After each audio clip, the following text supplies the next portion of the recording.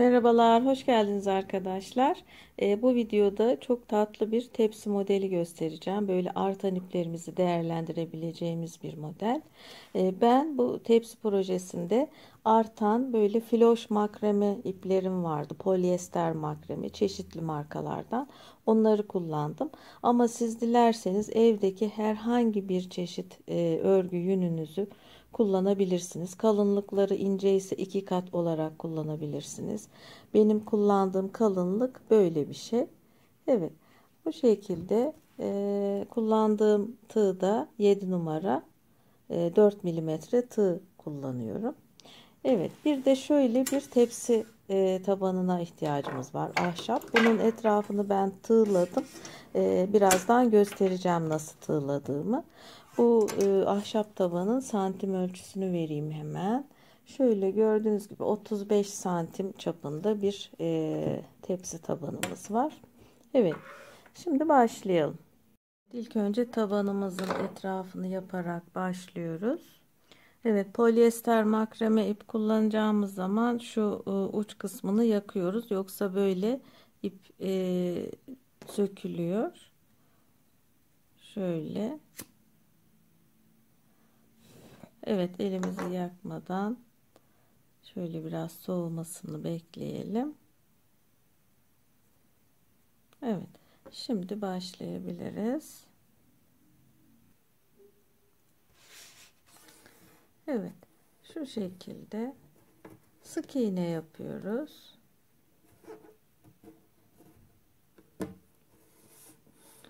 Bütün deliklere üçer tane sık iğne yapacağım.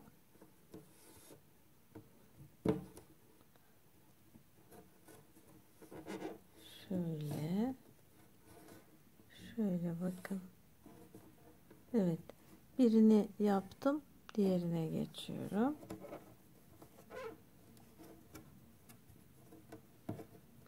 Bir, iki, üç. Evet, delikleri bu şekilde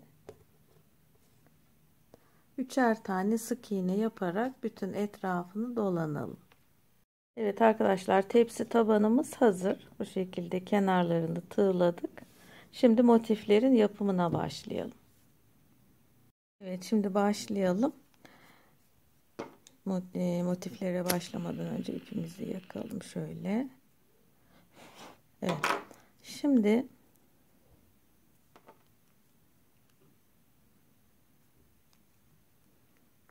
beş zincirle başlıyorum. Normal hanım dilendi, bey beğendi motifi.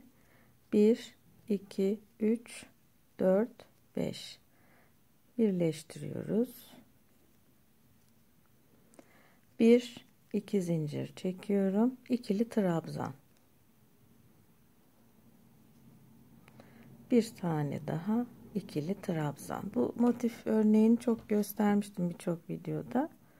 Zaten hepinizin bildiği bir motif. 1, 2, 3 zincir köşelerde.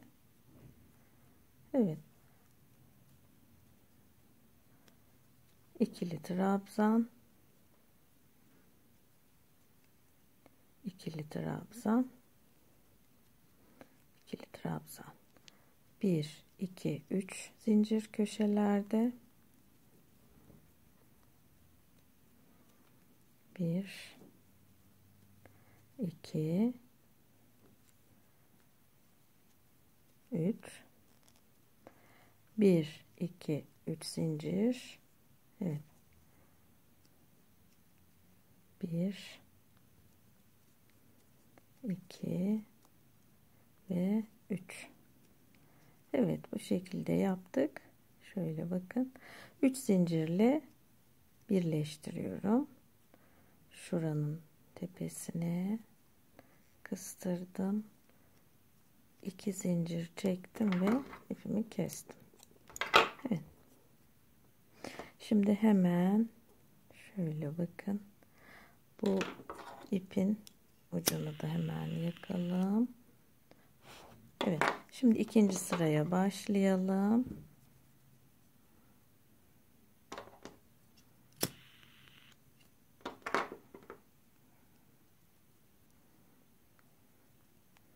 Evet. Herhangi bir köşeden başlıyorum. 1 2 zincir, yine ikili trabzan, aynı yere batıyorum. Şöyle 3 tane oldu. 1 2 3 zincir, 1 2 3, aralarda 2 zincir çekiyoruz arkadaşlar. Köşelerde 3, aralarda 2. 1 2 çektim. Evet. Şu ipi de şöyle bak içine alarak şöyle döndürüyorum. 2 3 tane ikili trabzan. 1 2 3, 1 2 3, 1 2, diğer köşeye geldik. Evet, motifi bu şekilde tamamlayalım arkadaşlar. Motifin nasıl birleştirildiğini göstereceğim. Evet, şimdi motifin nasıl birleştirildiğini göstereyim. Bu motifin yarısını ördüm, bakın böyle şu motifle birleştireceğim. Evet, 1 2 zincirle köşeye geliyorum. İkili trabzan yaptım. Bir tane daha ve bir tane daha. Evet, bir zincir çektim, motifin köşesini aldım, kıstırdım ve bir zincir çektim. Hemen aynı yere yine üçlü trabzan yapıyorum. 1 2 3, kıstırıyorum. Hiç zincir çekmeden doladım. Bu aradaki delik büyük olmasın diye zincir çekmiyorum arada. Hemen doladım. 1 2 3, evet, bir zincir çektim, köşeyi aldım, kıstırdım, bir zincir, yine aynı yere 2 3. Evet, bakın bu şekilde birleştiriyoruz motifleri. 1 2 zincir çekip birleştiriyorum.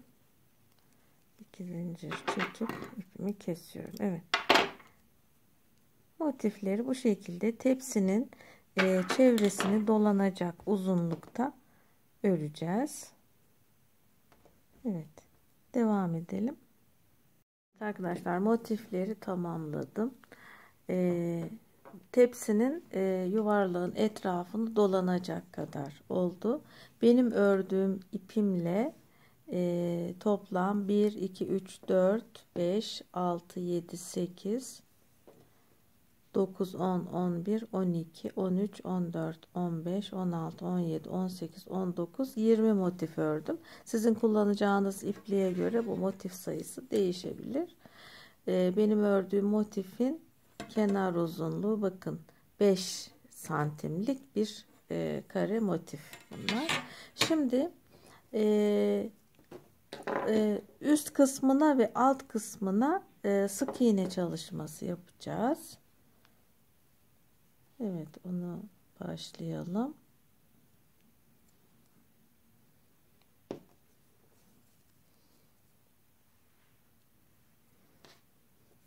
Evet, şöyle köşeden başlıyorum. Birer tane sık iğne yapıyorum her bir trabzana.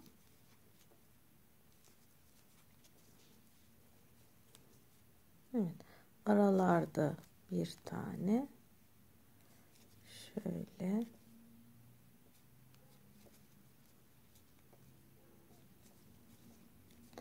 Aralarda bir tane, her bir trabzana bir tane sık iğne, şu boşluklara bir tane, şöyle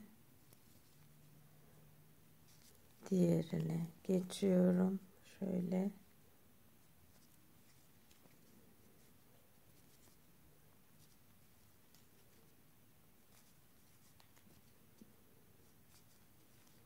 evet, bu şekilde üst kısma ve alt kısma birer sıra sık iğne yapalım. Arkadaşlar her iki kenarına da böyle sık iğne yaptım. Hem alt kısım hem de üst kısım. Şimdi şu üst kısma, yani tepsinin üstüne gelecek kısım. Şurası tepsinin tabanı ile birleşecek olan kısım. Burası üst kısım. Bu kısma bir fıstık çalışması yapacağım.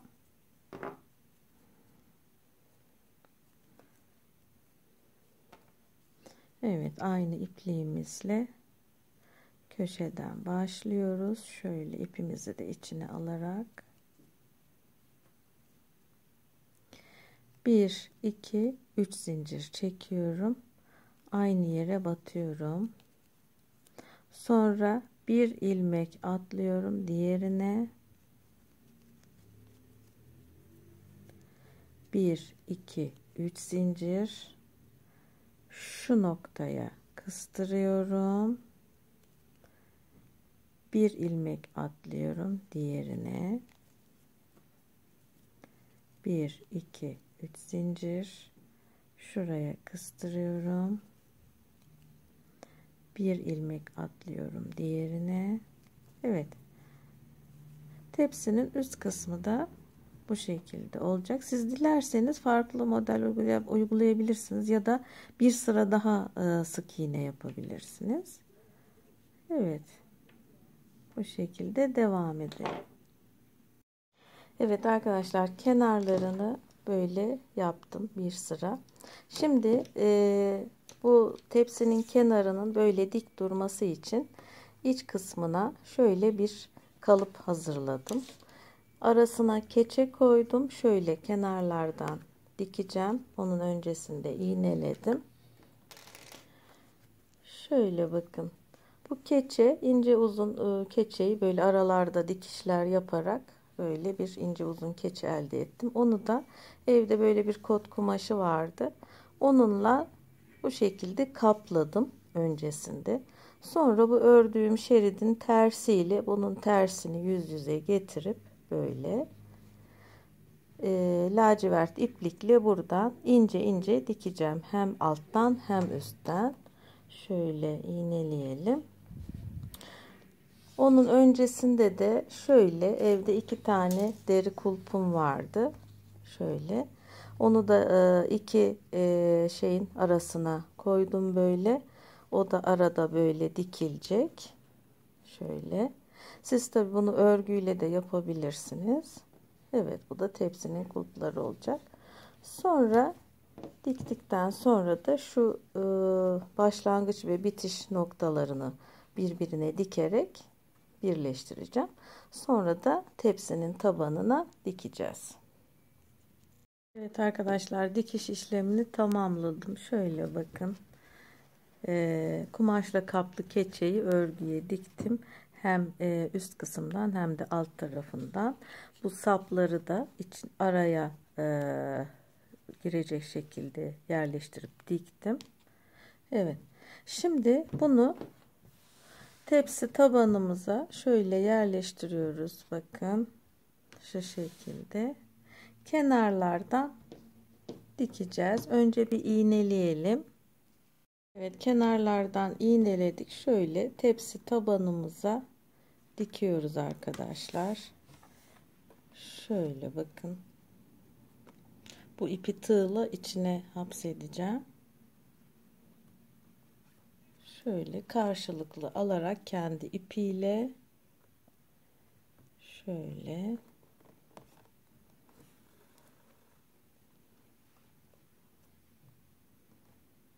tepsinin tabanına monte ediyoruz.